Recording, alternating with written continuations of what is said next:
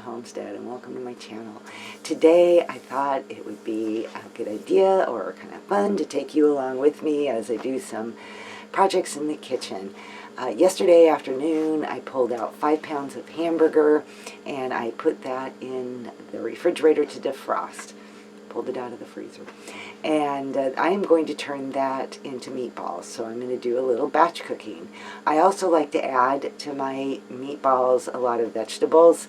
It's just a nice way to kind of sneak in some vegetables, and you know, it adds to the flavor of the meatballs, I think, anyway. So I'm going to chop, dice, grate, and get all those veggies into the hamburger and get going on that one. Then I pulled out some leftovers that I had, as one of you guys called it, some bits and bobs of things that I had in the refrigerator, and I'm going to turn that into a dinner for tonight. I have about a half a jar, a little bit more there, of spaghetti sauce. I have a little bit of leftover sausage, and some mozzarella cheese. I had made a pizza recipe, which I'll be sharing soon in a video, and I had this much of it left over, so that is going to be turned into something brand new for tonight, and I'll show you what that is. I also have some green beans that are left from a neighbor who generously shared green beans with my family this last week, and I need to get those cooked up as well. And I have just a little bit of salad left, so not sure whether I'll make more salad or just add some of the cucumber salad that I shared in my last video and just kind of mix that all together and just have that on the side as well. Also, for the last 2 days, we have been eating on my big pan, my big batch of cream cheese enchiladas, which have been delicious, but after 2 days, we've decided it's time to move on to something else. Plus, I want to use up this stuff that was in the refrigerator. So what I'm going to do with that is I am going to wrap that up in foil and pop it into the freezer for a future meal or two for us. So that's always nice to have something sitting in the freezer when you are, you know, short on time or didn't plan anything or something like that. So I always like to keep something going in the freezer for fast food, for my own home-cooked fast food. Alright, so I'm going to start getting going on these meatballs.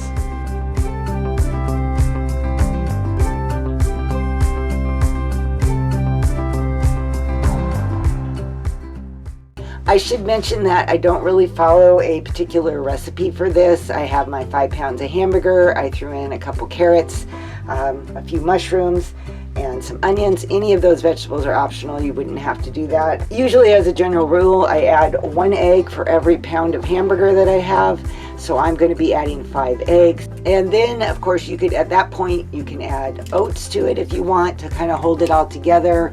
I usually do some saltine crackers. I crush those up and throw those in. You could also just do bread. Sometimes I've taken bread and just broke it into pieces and soaked it in a little bit of milk. Or you could do broth if you didn't want the milk, and add that to kind of hold it together. So like I said, I don't have a recipe. I just kind of, you know, wing it. But if you have a favorite recipe, then go ahead and use that. Meatloaf recipes are typically what are used to make meatballs. Okay, my first tray is ready to go into the oven. I am going to cook these at 350 for probably about 20 to 25 minutes. Okay, while my meatballs are cooking and in between batches of meatballs, I am going to be making a quick casserole dinner for tonight using my spaghetti sauce, my sausage, my cheese, and some angel hair pasta. So what I am planning to make is a baked spaghetti casserole.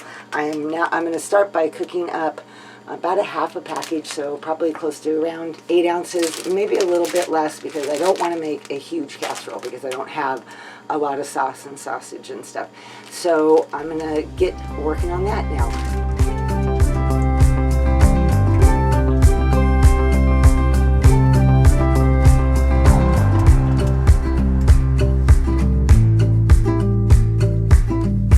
First batch is done.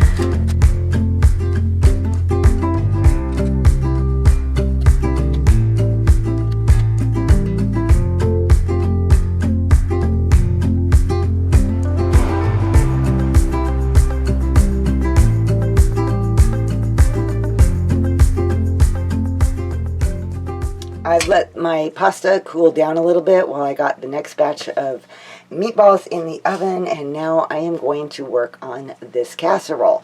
So I am going to start by throwing in a little bit of butter in here to kind of keep the noodles from sticking together. I'm going to do a little bit of seasoning on my noodles with some salt and pepper,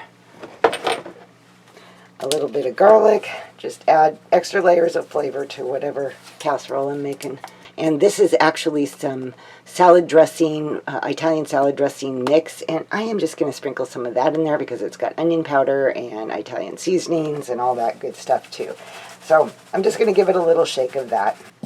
Okay, the next step is to add probably at least 1, maybe 2 eggs to this, and my pasta has cooled down enough so it won't cook the eggs when I put them in there.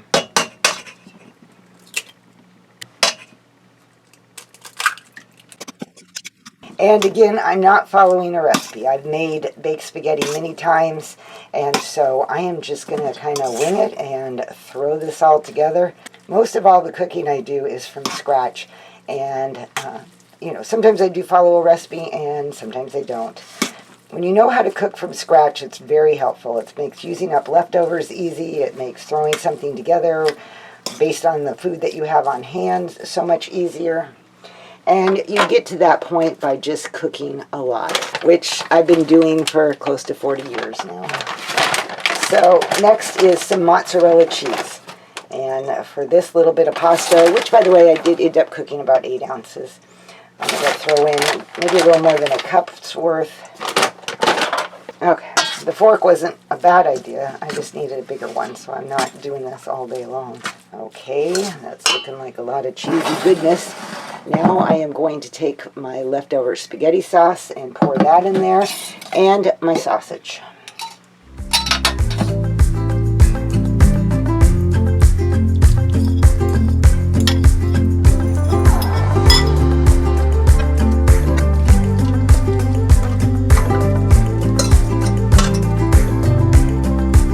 I put that all into an 8x8 pan, and I am going to top it with more cheese and bake this at 350 degrees for probably 30, maybe 30 to 40 minutes.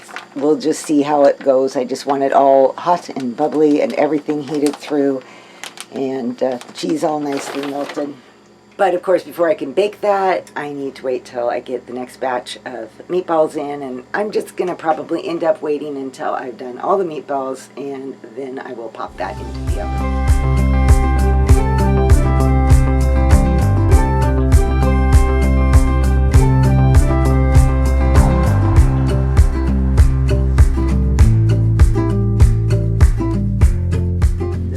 Number 3, the last tray, and I ended up with well over 100 meatballs. So I am super excited about that. So 20 minutes later, these will be done, and my casserole goes in the oven.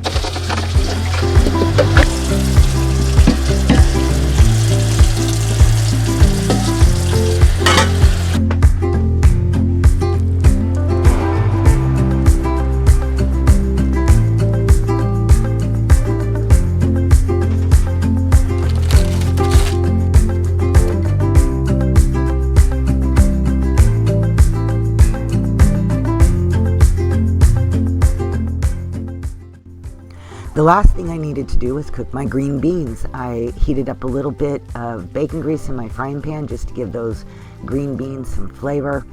And then while that was warming up, I wrapped up my chicken enchiladas for the freezer. And then back to the green beans. I got them kind of browned a bit, added a little bit of water to them so that they could steam and finish cooking. I put my pizza pan lid on them and let them just kind of simmer for about 10 minutes or so, until they were soft enough to eat, and that was it. And dinner was served. A couple days later, I pulled out my tray of frozen meatballs, and I had kind of just bunched them all together, so some of them did freeze, as a clump, but after sitting out for about 10 minutes, they broke up really easily. So at that point, I just took them and put them all into a couple Ziploc bags, gallon-sized bags, and there we were, 5 pounds of meatballs ready for the freezer. Yesterday, after cooking, all the cooking, and then dinner and spending some time with my grandkids, I totally forgot to close out the video. I hope you guys found it to be inspiring and give you some ideas for, doing a little batch cooking or getting in the kitchen and cooking from scratch, or inspiration of any kind. That would be great. I hoped you liked it, and if you did, please give me a thumbs up. I really appreciate that. It helps out my channel a lot when you do that, so that's why I appreciate it so much too. Anyway, all right, you guys, I will see you all in my next video. Bye-bye.